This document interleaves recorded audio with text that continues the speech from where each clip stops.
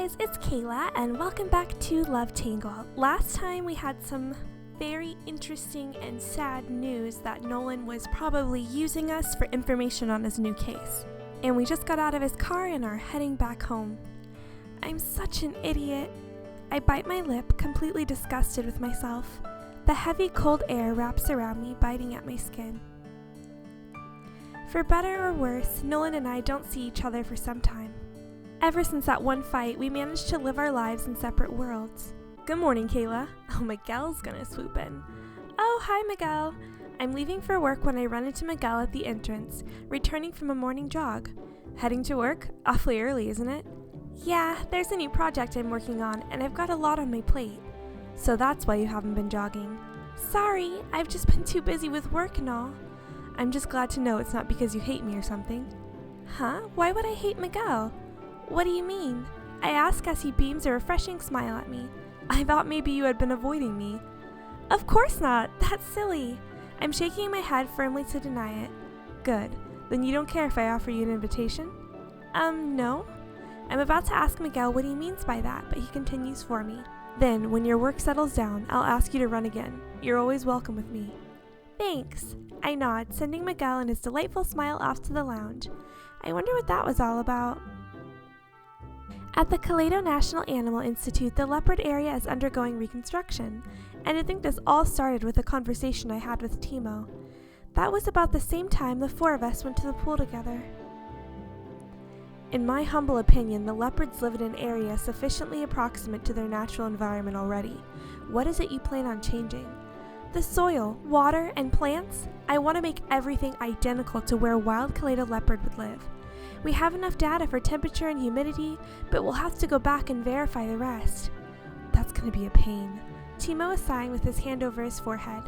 You know how when you move to a new place, everything is so different that you have to get used to it? Compared to when you started here, you can relax and work faster now that you're comfortable with the equipment. I suppose you could say that. I think it's the same for the Kaleido leopards. If we replace their environment as close as possible, I think they'll be able to relax. Timo rubs his jaw thoughtfully, bunching his eyebrows together before agreeing with me. With the new plants coming in tomorrow, things sure are progressing fast around here. A sigh slips from my lips when I'm overlooking the Kaleido leopard area, still tapping data into the computer. Since our writing date was my next day off after the pool, today marks nearly 2 weeks since our fight. Admit it, the only reason you came is because of who I am. But you're right, I opened my big mouth and now I regret it. Just what was going through my mind for me to say that? I think I just got caught up in the heat of the moment and said it by accident. I'm sure it's the same for Nolan too. Michelle, we're doing a water quality check, so we need you in the office. All right. His voice snapping me back to reality, I quickly input the rest of the numbers into the data. I can't let my mind wander. I've got to focus on work here. I better shut Nolan out of my mind. Besides, nothing will be fixed just worrying about it. I lift my head high, putting the whole debacle behind me. But now that work is done, I don't even feel like going back to the apartment. Window shopping in the city sure sounds nice. But then again, I haven't the faintest clue about what's in style or what looks good on me. I'll have to drag Joy along next time to help when I go out. Without anything better to do, I stroll aimlessly down the sidewalk on the main road. Oh yeah, I could go visit Ryan's bar again. But wait, that's where Nolan and I talked about the shelter. I excitedly raise my hand for a taxi, only to pull it back a moment later. I guess I should just sit quietly in my room and catch up on reading or something. Alone today? Huh? I turn around to see the voice behind me, finding someone I never imagined to see. Why? What is Nolan doing here? My heart is racing, not only because of the coincidence, but also because he approached me first. Greet him. Let's say hi. I know we're not on the best terms right now, but we can't just stay like this forever. I'll at least say hello to him. Good afternoon. That was really awkward, even for me. I think you meant evening. Yeah. Of course Nolan would say that. Then again, it's good to see he's still acting like himself. Nolan thinks it was the best choice. Perfect, come with me. Nolan is instantly snatching my arm and leading me away. What's the big idea? While my eyes blink wide open with surprise, his yank causes me to stumble forward. Hold on just a second. Perfect? I don't think so. I stomp my feet on the ground and struggle to fight against his pull. Oh, so you've learned to stand up for yourself? He says with a mocking tone, his eyes looking down on me scornfully. What's with that look? Provoked by his words, I stared defiantly back at him. I learned from a certain someone not to trust anyone. I refuse to let him boss me around anymore. I muster as much sarcasm into my comeback as I can, and yet Nolan seems to find it funny and chuckles. What are you laughing at? The little naive girl is growing up, huh? Sorry for being naive, all right? I shoot back at him, though it only sounds like I'm pouting. Just don't be so defenseless, okay? What are you even talking about? Nolan has his hands on his hips and is looking anywhere but towards me. I'm saying you need to be more careful, Kayla. It's not my fault people are out to get me. Could it be? Is he actually worried about me? I peek at his face curiously, only for him to cower away with a flustered face. He looks so silly doing it, I can't help but laugh. What's that about? You're strange. I couldn't help it. Here I thought he was criticizing me, but I guess he really was showing concern. Though I could tell him I'm not a teenager anymore, I'll just answer and be mature about it. I understand. I'll be more careful from now on. Good. Glad to hear it.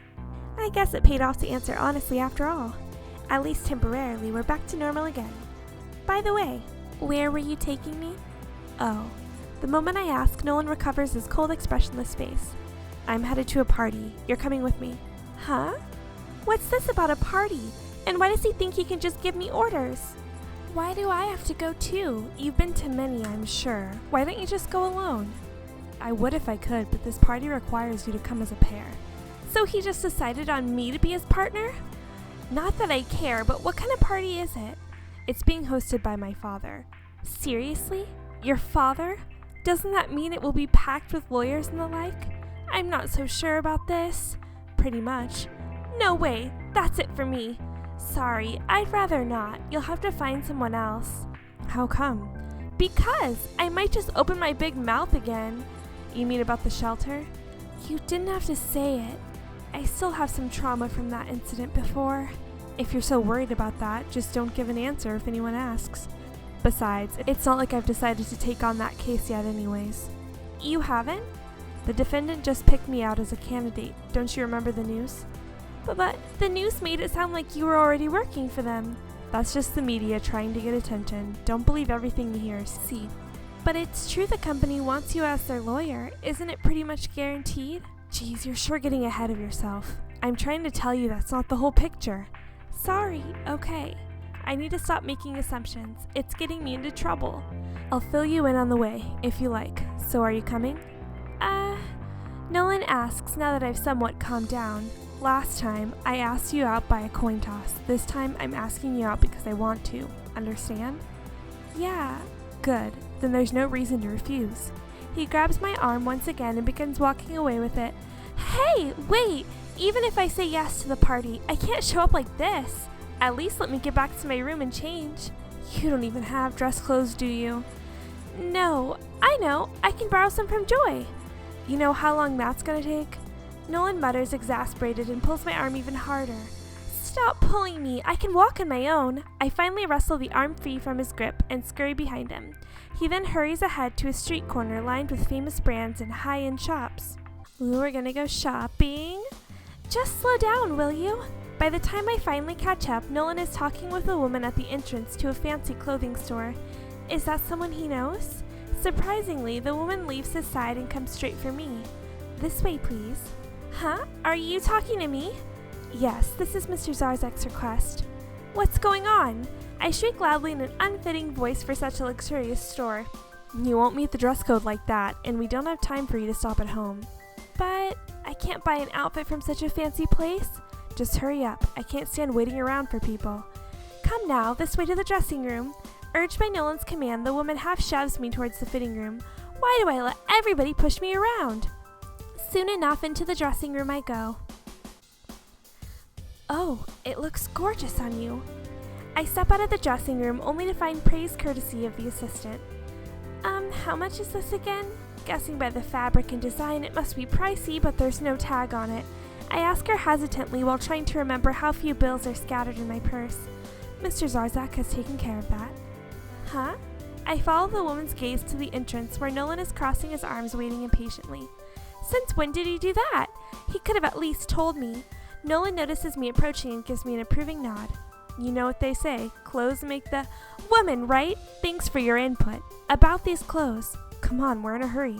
Hey, listen to me. Nolan marches out of the store, ignoring my every word. Does he think the world revolves around him or something? How much did that cost? I promise I'll pay you back. I scurry forward to catch up and pester him for an answer. I'll write it off as an expense, so don't worry about it. He answers while marching straight for some other destination. So basically, it's a present? The next shop we enter, he barks orders at the assistant just like before. This time, a number of shoes in assorted sizes are shown to me. Pick out your size and sit down. Okay. I take the shoes in hand and take a seat on a small stool in front of a full-length mirror. Hand them over. Nolan takes the shoes out of my hand and crouches before me. Huh? He supports my heel with one hand while slipping on the shoe with the other. Though his tongue can be wicked and sharp, the way he holds me is surprisingly gentle. It's just like the time at the horse club and how he caught me when I fell. He held me like I was some delicate flower that might fall apart. How is it? It fits perfectly. My heart is throbbing as I answer, though Nolan quickly stands up. Deliver her old shoes to this address. She'll be wearing these tonight. Nolan commands to the shop attendant. I guess he's used to giving orders. Nolan doesn't stop there, leading me on a shopping spree for a bag and accessories to match. To top it off, he takes me to a celebrity class salon where I get my hair and makeup done. You sure are a high-maintenance woman. Nolan comments while looking up and down my transformed figure closely. No way, it's like I can barely recognize myself anymore. My jaw drops at the sight of my new appearance in the mirror. And now for the main event. What? There's more? I clumsily chase after him, unused to the high heels that so rarely adorn my feet. So that's the end of the chapter. Look forward to the next one. Isn't he adorable? He just needs a little more romantic vocabs like me, don't you think, Kayla? On the other hand, Ryan, stop trying to appeal yourself. Kayla, how's your love life going so far with Nolan? From what I've seen, it's awful, but then you guys get closer to each other and... Not quite so. In the next chapter, Nolan introduces Kayla to his father and... I thought you guys are gonna get married or something. Hey, is it normal for guys to say such a thing in front of their parents? Cody, that's a secret, remember? And Kayla, Miguel also... Isn't Miguel pretty passionate? What if he steals you and... Nolan wouldn't let him do that.